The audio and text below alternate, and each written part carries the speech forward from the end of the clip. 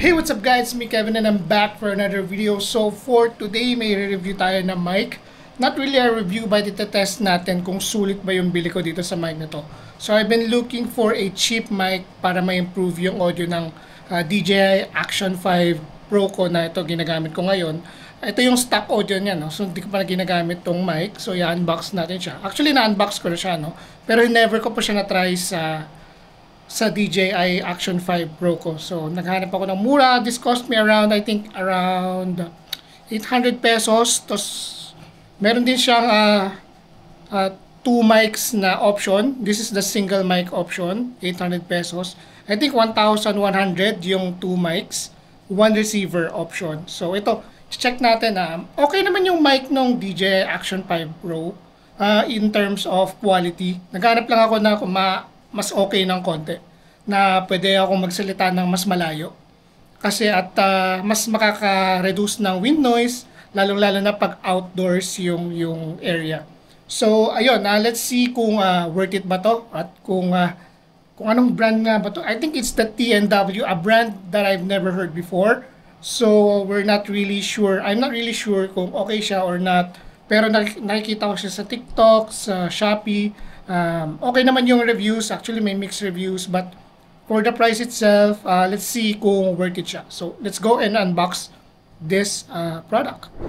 Okay guys, so ito na yung box niya. No? Kinuha ko na. Ito yung box. So, this is the TNW N8 or N9. Tapos, I think may N11 na, I think the latest version. But this one is the entryest level nila. At kiniklaim nila is this is more than 50 meters of range na kaya niyang i-reach. Tapos meron siyang 350 milliamp na battery na nagtatagal from 8 to 10 hours na continuous voice recording. So pwede rin siyang gamitin sa phone, sa Android and iPhone. I believe pwede rin siya sa mga DJI Action 5 Pro, kaya ako siya binili. So ayun, nakita ko kasi sinubukan ng isang reviewer or nagbumili ng product na to na tinry niya sa action cam niya at gumana naman. So hopefully mas maganda rin yung performance gagawin natin. Check natin yung difference ng quality ng stock audio natin dito sa DJI at yung mic itself, no. So let's see kung ano yung laman ng box.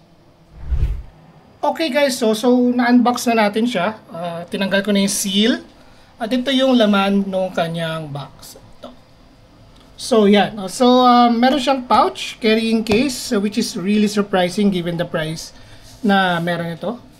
So, remind ko lang, no, 800 pesos or 850. Wala pang 900 itong package na single mic na variant. So, yan. Pagbukas natin, bubungad sa atin, of course, actually, kinabit ko na itong yung parang feather or ano ba to para hindi wind protection. So yan sa kanyang mic. Ito yung mic, yung may TX at yung may RX. Ito naman yung receiver.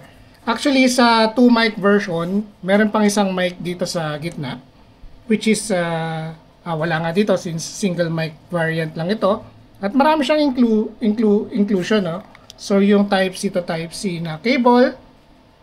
So yan, meron din siyang itong mga camera sound card nakalagay dito. It's a 3.5 to 3.5 mm jack. At meron din siyang another one. I think isa is naka-elbow siya. Depende yan sa device na paggagamitan nyo. At meron din siyang here, dalawang Type-C to Type-A port. Yan. At meron din siyang extra na earphones na pwede nyo pakinggan yung naririnig nyo na audio na ikakabit nyo sa device nyo. So, yan. At ano pa bang meron? Manual, of course. At yun. Actually, yun lang. Ito kinabit ko na. Actually, medyo mahirap ikabit yung itong dead cat na maliit, no? Dito sa kanyang ulo. So, yan. Ito siya, meron siya mga buttons sa gilid, power button, yung receiver button, Bluetooth button. So, meron nga pala siyang Bluetooth At meron din siyang 2.4 wireless na receiving channel. So ito 'yon. Ito yung receiver. Ito naman yung mic na kinakabit nyo sa damit nyo, sa clothes nyo, or wherever it is na kung saan nyo gustong itapat yung mic. So yeah.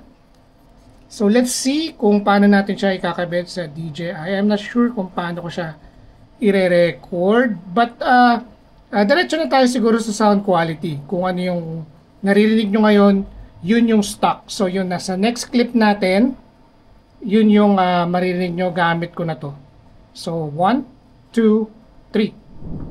Okay guys, so gamit ko na tong mic. So very easy lang to use yung mic, no. Meron siyang power button dito sa receiver at dun sa dito sa mic mismo at dun sa receiver. So itong naririnig nyo ngayon is yung mic na talaga na ito, itong ginagamit ko, the TWN8. So ayan, from Type-C to Type-C cable yung ginamit ko from DJI Action 5 Pro to the receiver itself. So nakasabit lang yung I'm not sure how to show it to you, pero medyo messy yung setup ko. But then again, most importantly, maganda ba yung quality ng boses ko? Napipick up ba ng maayos? I mean, yung noise dito is may aircon dito sa harap ko, which is a very noisy na window type aircon. I'm not sure if it's picking up the noise or not. But how do you guys think the difference between the mic ito tsaka yung kaninang naririnig nyo? Let's see kung worth it ba siya. So what do you guys? So, comment nyo lang sa baba if ever worth it sa inyo yung ganitong quality ng audio. So kiniklaim nga nila, I repeat ko lang, is 50 meters from the receiver to the mic. So kaya niyang mag-pick up. So try ko ilayo yung mic. So hold on, patong ko lang dito yung mic sa table. And then yung camera.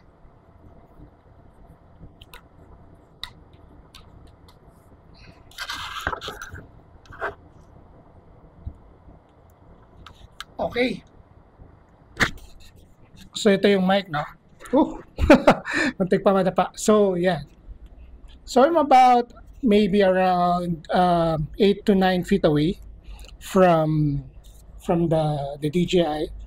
So what do you guys think? Malinaw pa rin ba yung receive nung boses ko? I'll try to go outside kung marireceive pa rin yung mic. So I'll go outside the office. So let me know kung marireceive pa rin. I'll be back for a bit.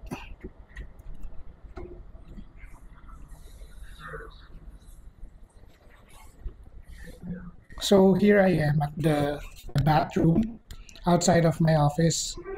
I'm not sure if you're gonna hear me, but I'm talking here. Maybe it's around 15 meters away from the mic.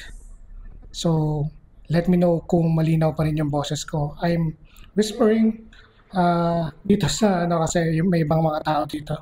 So let me know if malinaw pa rin yung boses ko.